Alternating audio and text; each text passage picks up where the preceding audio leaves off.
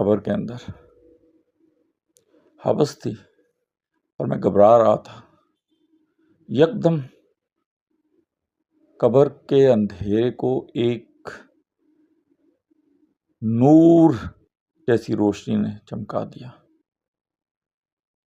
اور میں کیا دیکھتا ہوں کہ میری ایک طرف نبی کریم صلی اللہ علیہ وسلم تشریف لائے ہیں، اور فرشتوں نے جب مجھ سے 3 سوالات کیے تو میں نے آسانی سے نبی کریم صلی اللہ علیہ وسلم کی گائیڈ لائن میں ان کے جوابات دیے۔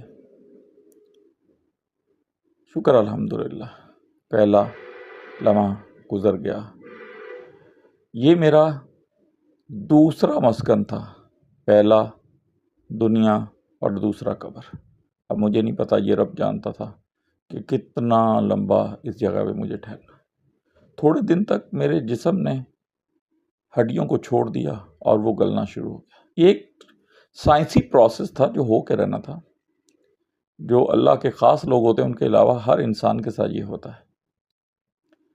اور پھر بہت لمبا اس عرصہ گزر گیا اور مجھے گھبراہٹیں ہوتی، اور کبھی کبھی میری اولاد جو میرے لیے پڑھتی اس سے مجھے سکون ملتا، قرآن کی تلاوت کرتی، میرے بھی حافظ صدقہ دیتی، اس سے مجھے سکون ملتا۔ لیکن آج حشر کا دن تھا، سب لوگوں کو دوبارہ اٹھا دیا گیا تھا، سور پھونک دیا گیا تھا، اور لوگ ادھر ادھر بھاگ رہے تھے، میں بھی بھاگ رہا تھا۔ میں پریشان تھا، میں نے جو حق مارے تھے لوگوں کے، میں اپنے رب کے سامنے ان کا جواب کیسے دوں گا؟ یہ باتیں تو میں نے بہت کی تھیں۔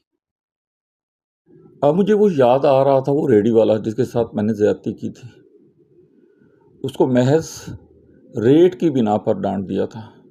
مجھے ایک دن وہ شخص یاد آ رہا تھا جس کے پاس سے میں نے بہت تیز سے گاڑی گزاری تھی، اس کے سارے کپڑے پانی کی وجہ سے گندے ہو گئے تھے، اور ایک دن تو میں نے حد کر دی تھی، اپنے بھائی کی چغلی کی میں نے،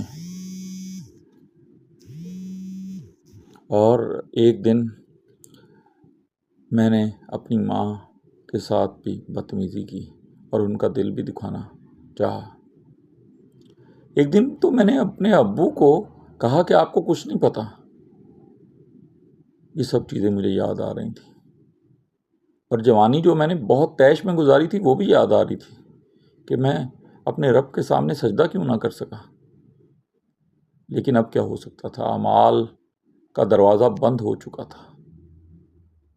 لیکن یہ ساری باتیں میرے پاؤں کو اور بھاری کر رہی تھیں اور مجھ سے چلا نہیں جا رہا تھا۔